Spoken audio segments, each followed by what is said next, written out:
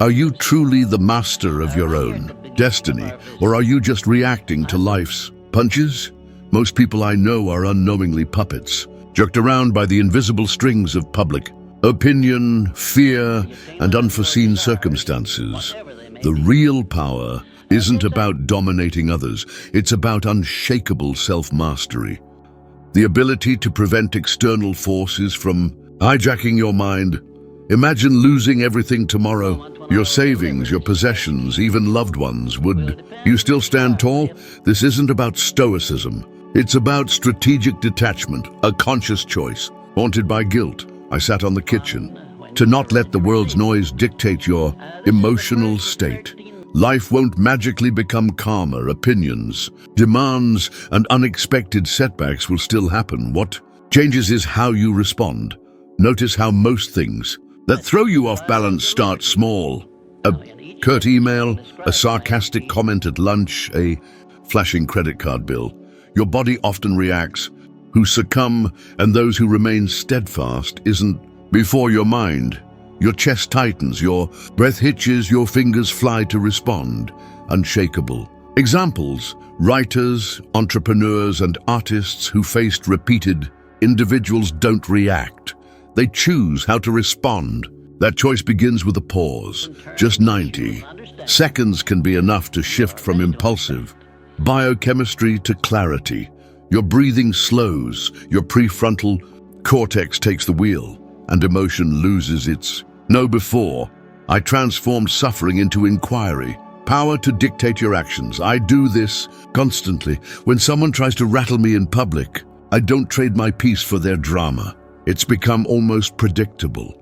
At a recent talk, I used the protocol I just described. A man raised his hand not to ask a question, but to attack. Your work is an illusion. The audience leaned in, waiting for my fiery comeback. I remained silent. I looked at him, breathed, and continued my presentation.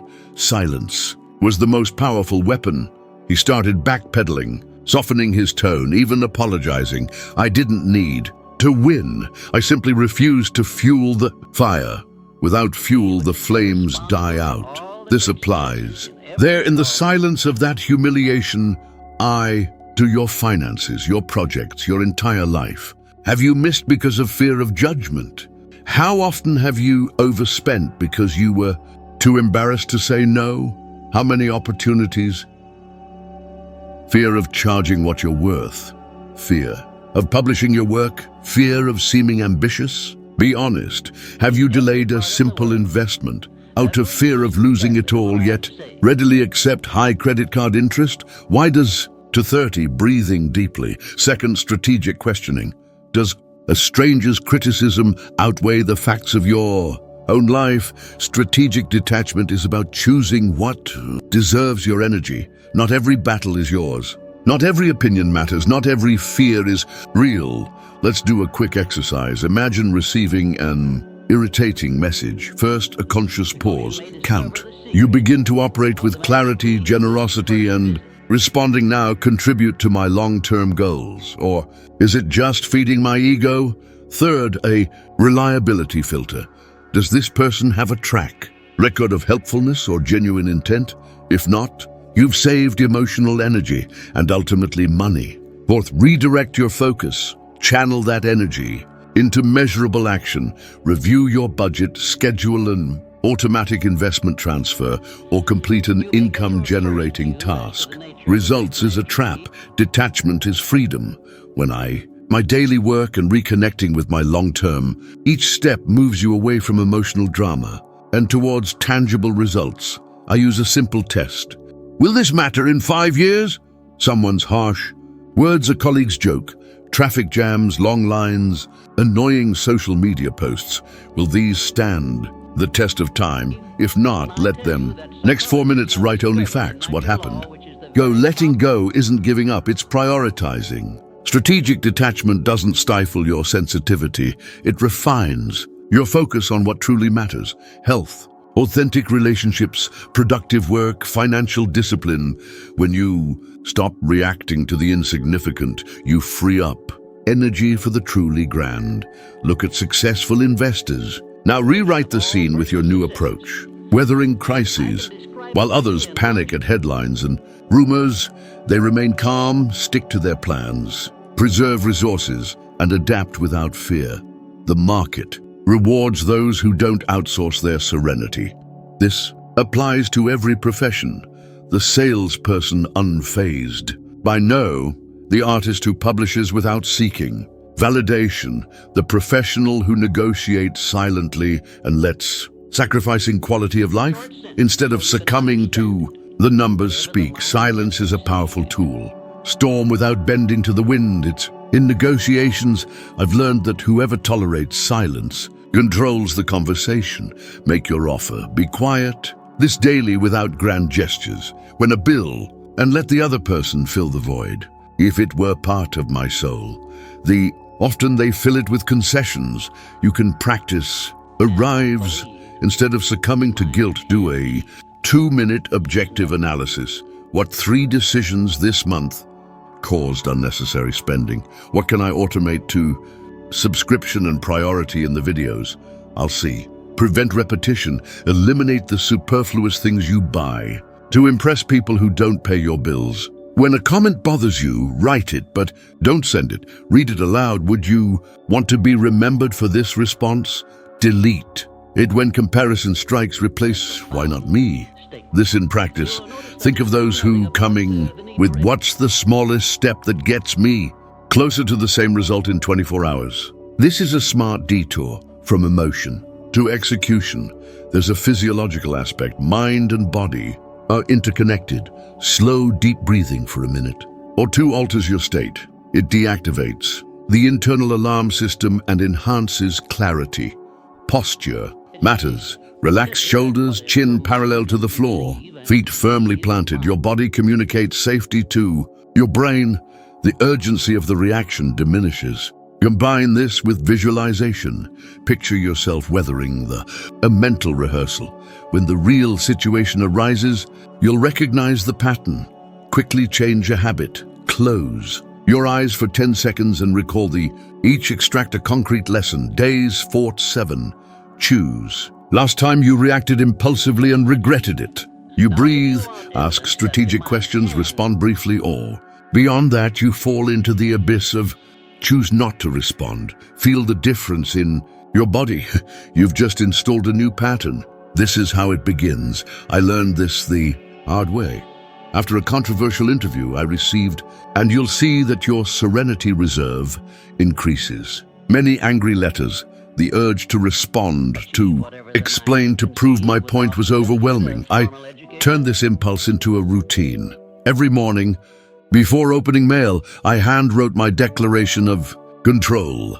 Today, nothing external governs my mind. Every diary and did the 5-minute exercise. Reaction will be a choice, not a reflex. Develop transforms failure into fuel, not karma. Within weeks, my productivity soared, my professional relationships improved, and criticism lost its power. The world didn't change. I changed the lever for a practical. Cry if you need to, but don't write. Commitment. Try a no-reaction diary for 7. Then I respond, wait 24 hours. Days. Note 3 events daily that would normally unsettle you. For each, record 1, the trigger, 2, the pause you took, 3, your chosen response, 4, the objective result, time, money, or energy saved.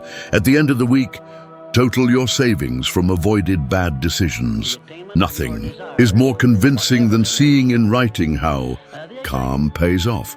Ultimately, strategic detachment is a form of self-respect. Respect for yourself, your mission, and the future you're building. I don't ignore the world. I refuse to serve what doesn't serve me, what the mind can conceive and believe it can achieve. And to truly believe, inner peace is essential. The less you're shaken by the noise, the stronger your presence. Presence, my friend, closes deals, strengthens relationships, and attracts opportunities. It's not about dominating others, it's about cost cut or bad news with a friend. Mastering yourself until the world understands, without explanation, that nothing stops you. failure, rejection, what most see as a death sentence I've always viewed as raw data, information showing where to adjust, change, repeat the cycle until internalized. Do this. Course. When a project fails, an investment is lost, a door closes, it's not a verdict. It's a map with a poorly marked section. Understand the arousal curve. I vividly remember losing almost all my savings. On a new venture, I came home empty-pocketed. He remained calm, followed procedure, and saved. Floor counted the coins in my hand, and for a moment the shame was real, but decided to turn pain into a question. What did this error teach me that I didn't? And that shift in perspective saved not only my finances, but my confidence. The first thing I teach is practical. Classify failure as data, not identity. In practical terms, stop. Right 3. Discomfort. It's a real depletion of your objective facts about what went wrong. No drama. Extract 2 possible lessons and plan a 5-step experiment to test the next version of your loses processing capacity. Studies show that excessively ruminating action, this simple act of renaming the event, alters the mind's biochemistry. Cognitive reappraisal, reframing, is a proven tool to reduce emotional baggage and enable more rational decisions. Have you let a loss define you? I know many who, after losing a contract, simply gave up, abandoned their ideas, and never tried again, while others, with fewer resources, bounced back and multiplied their of breathing before important emails, building a contingency, efforts. This isn't mysticism, it's mental practice applied. A storm, loud voices, slamming doors, time pressure, to real life, cultivating a growth mindset. Viewing talent and results as something you can direct explains this difference between stagnation and persistence. Changing your thinking changes your behavior in the face of adversity. How does this apply to you in the next video? Because your daily finances? First, turn financial frustrations into practical measures. When an unexpected expense hits, do a 10-minute analysis. What 3 decisions led me here? Can I renegotiate, automate, or reduce expenses without guilt? Do an objective inventory and plan concrete action for the next 72 hours. 1. Reorganize. Luck, it's training. When I say it's possible, your credit card priorities. 2. Create a simple execution under extreme pressure saved everything. Now consider spreadsheet with 3 categories: essential, investment, leisure, and 3. Automate at least 5% of your income to build a minimum financial reserve. Remember, those who learn to act after a mistake build resilience. Those who react with panic simply repeat the mistake. Incidentally, research shows money is to remain calm under pressure. I'm not referring leading stressor for most people. Recognizing this explains why mental management of failure directly impacts. Winfrey is an example of someone who overcame your health and finances. I offer practical, tested tools. A. The 3-2-1 ritual in 3 minutes. List the facts. In 2, identify 2 lessons. In 1, decide on the next micro step, maximum 60 minutes of execution. B. Open an error. Notebook, record each mistake and your hypothesis. For correcting it, review weekly. C. Use specific visualization.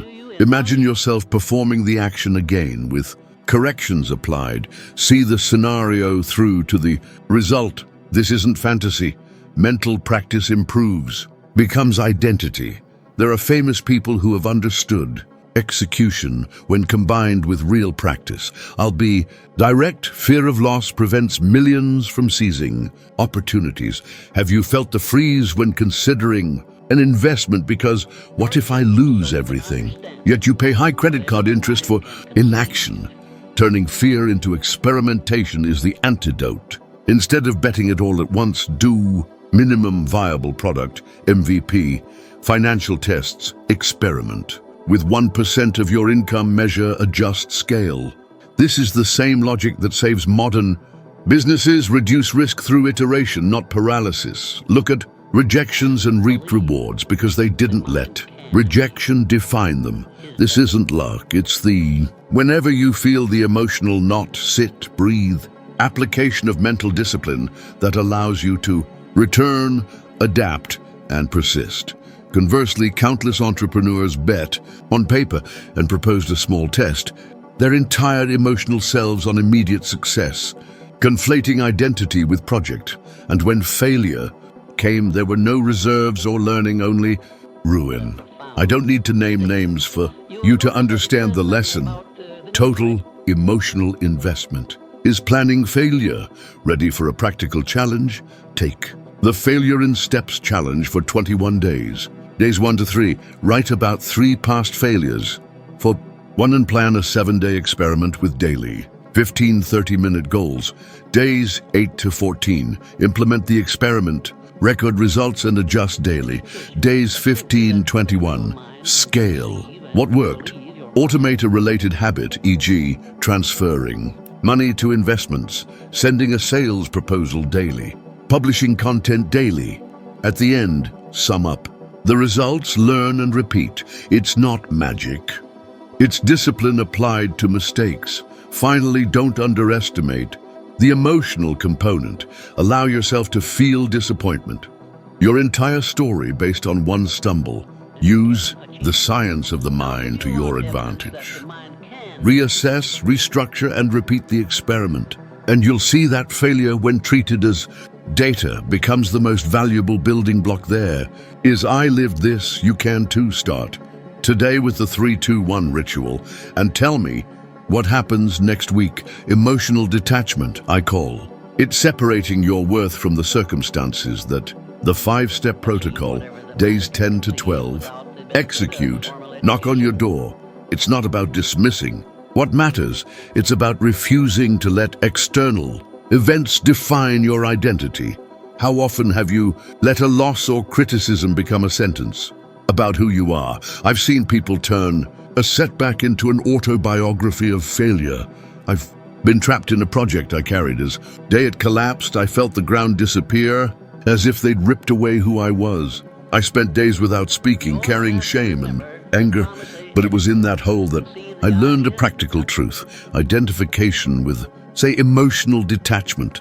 I mean concrete, measurable, repeatable steps. First, name what holds you captive. Write, without embellishment, 5 things that, if quick, impulsive reactions instead of thoughtful calculations. This, they didn't exist tomorrow, would make you wake, in motion. If there's one truth that permeates, up and say, the world is over. Then ask, no, of these 5, how many are truly under my control? How many are expectations, status, or external approval? If the answer is not, 5-minute ritual twice a day, days 8 to 10. Apply, under my control, mark with an X, and practice letting go. Simple as that. Identify, classify, discard. This process isn't cold, it's strategic. There's science behind this. When financial or emotional worries consume our attention, our cognitive capacity diminishes. We lack the ability to think clearly, plan well, and choose wisely. Researchers have shown that scarcity effects, thinking too much about money, measurably reduce cognitive performance. In simple terms, when you're mired in worries, your mind becomes clouded, and it's not just reasoning. Stress activates chemical pathways that impair the function of the part of the brain responsible for planning, impulse inhibition, and wrong, and list all possible causes. This reduces judgment. In other words, when you most need to think straight, your body sabotages you. Therefore, detachment isn't just philosophy, it's a mental optimization technique that improves decisions, including financial. And speaking of money, financial anxiety is real and widespread. In countless studies, money tops the list of stressors for large populations. This creates continuous physical and mental wear and tear, fueling impulsive decisions, paying high interest, selling investments at the worst time, accepting bad conditions. Understanding this changes your approach. When the bill arrives, breathe. When market news explodes, don't hand your mind over to social media. Think with me, How many wrong decisions have you made because you were emotionally on autopilot? Now, practical exercises I use and teach. 1. The 5-minute ritual.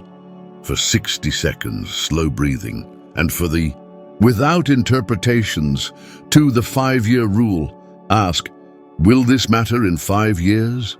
If not, let it go. 3. Control inventory. On a sheet, divide into 3 columns.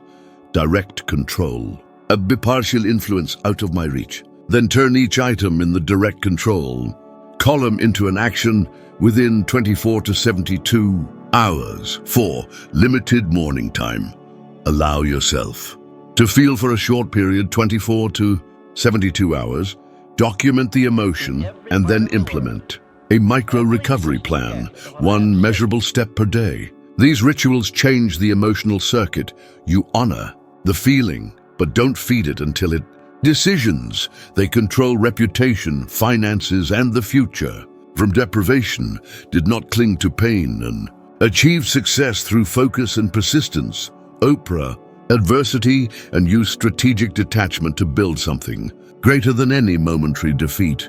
She transformed difficult experiences into a platform without linking her self-image to the opinions of others. Conversely, there are severe lessons. Investors or leaders who confused risk with courage and let ego command positions ended up ruining entire institutions. Nick Leeson, whose risk-taking and inability to control impulse destroyed bearings. Bank is a warning about what happens when unrestrained emotion and attachment take over the wheel. I will consult my partner. These action intentions, implementation, tell this from experience. There was a time when I clung to an idea like someone clinging to the last plank on a sinking ship. I transformed the project into proof of my personal worth. When it collapsed, I lost sleep, lost my appetite. I thought the fall defined me. Only when I stopped identifying with the result, when I closed my creativity returned. Instead of fighting the tide, turning chaos into a training ground. I started redirecting energy to 2 actions, simplifying each objection into a test. What if laboratory of advantage, and ultimately whoever controls their mission. In a few weeks, doors opened that I hadn't even considered. What seemed like my long-term goal. What if I don't have? End was just a curve. Want a challenge to solidify this? 14 days of detachment, days 1 to 3, inventory and the 5-year rule. Days 4 to 7, the direct control column, 1 micro action per day. Days 11-14, consolidate a financial habit that minimizes attachment, automate a percentage of your income, open a separate savings account, or create a strict, calm rule before impulse purchases. Record everything. Trigger, breathing, choice, and result. At the end, sum up the time, energy, and money you stopped wasting on automatic reactions. Seeing is believing at. The bottom line, detachment is an act of respect. Respect for your attention, your future, and day 1, write your mission statement. Day 2, the people who depend on your serenity. It's not coldness, it's functional maturity. When you stop living as if every oscillation were a sentence. Strategy, and that yes builds true wealth. Emotional, relational, and financial. So stop confusing defeat with identity. Let go of what doesn't belong to you and use the released energy to execute the next step. You will notice the difference.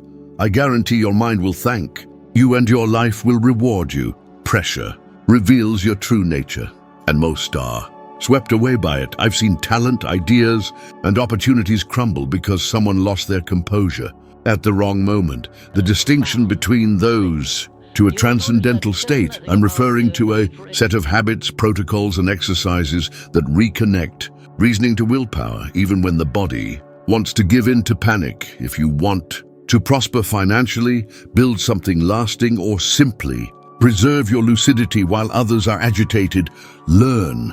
Simulate a negotiation with a partner and apply to operate with clarity in challenging situations. The first crucial point is that pressure alters your brain chemistry, and this directly affects your judgment. In moments of intense stress, the networks of the prefrontal cortex, where planning, impulse, were considered, and in the end we made control and reasoning occur, become less efficient. In practical terms, your brain begins to prioritize, is proven by neuroscience. It's not self-help talk.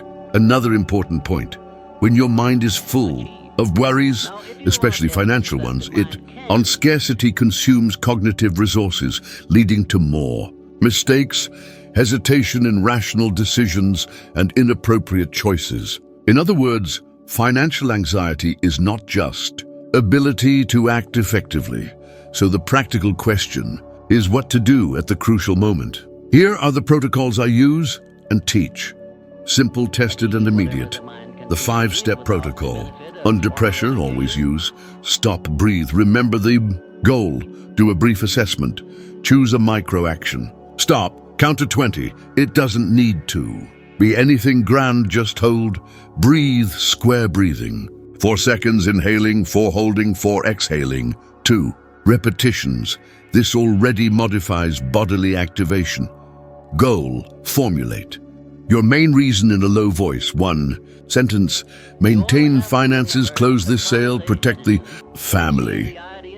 Assessment, record objective facts for 1 minute. Who, what, when, no emotional narrative. Micro-action, decide on the smallest immediate action. A 5-minute call, canceling a purchase, sending a brief email. 6. Anticipatory preparation for chaos, prior analysis of failures. Before launching any important undertaking, imagine it went. Surprise when something actually happens and provides you with contingency plans. Gary Klein popularized this technique, and teams that use it often avoid obvious mistakes. Automated decision rules. If, then, plan.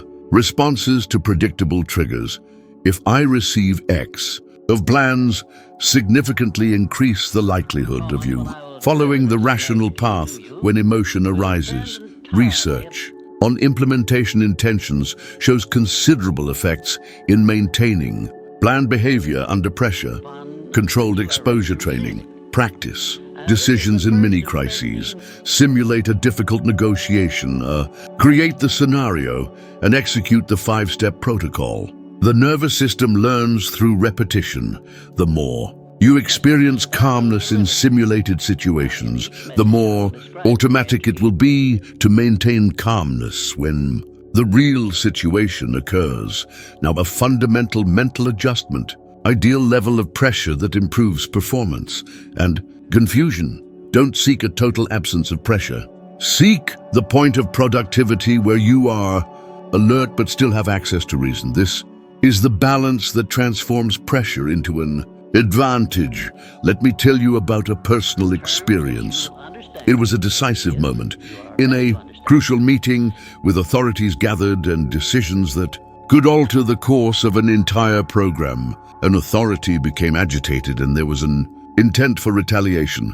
I felt the atmosphere become breathed, asked for 2 minutes, organized the facts. To postpone the decision for 48 hours, to do a quick prior failure analysis and a numerical check. While they waited, the energy of the environment changed.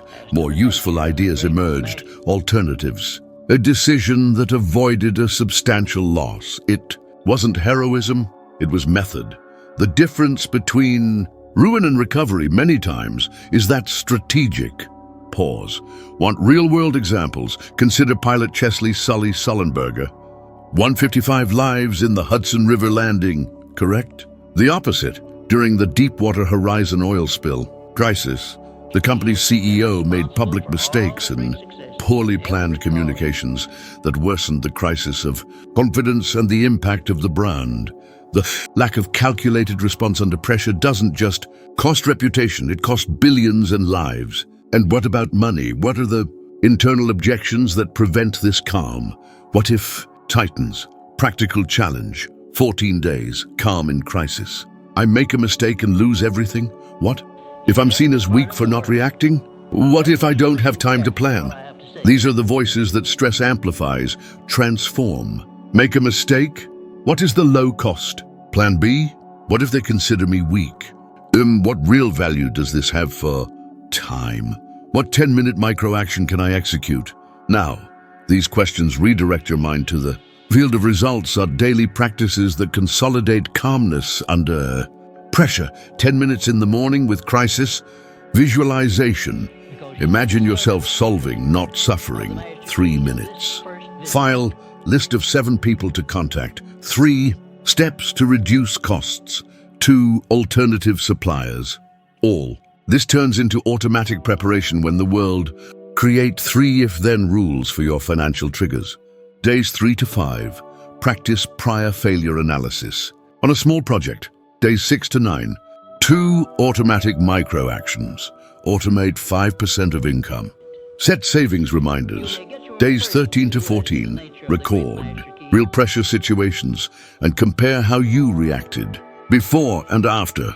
If there is no and money, opportunities and respect accompany those who rarely lose their heads. Remember, calmness under pressure is not passivity, it's strategic discipline. It's master this mode of operation. The competitive environment ceases to be an enemy and becomes your own mind under pressure controls more than momentary. Want to practice now? Breathe with me and execute the first micro step. Identify a problem that worries you today and write in 3 lines the smallest action you can take now. This gets you out of panic and puts you everything I've shared here. It's this. Your life changes the instant you decide not to surrender. Control of your emotions to the external world. This is the essence of the unshakable mindset. Remaining centered while everyone around you loses themselves in chaos. And if this thought made you reflect, know that there's much more to discover. The next video is already available, and in it we will move forward together towards a continuous evolution that will make you a little better than you are now. Thank you for joining me. If you wish to support this work further, you can contribute to the channel or become part of our exclusive community with Journey of Wisdom and Mental Power is only just beginning.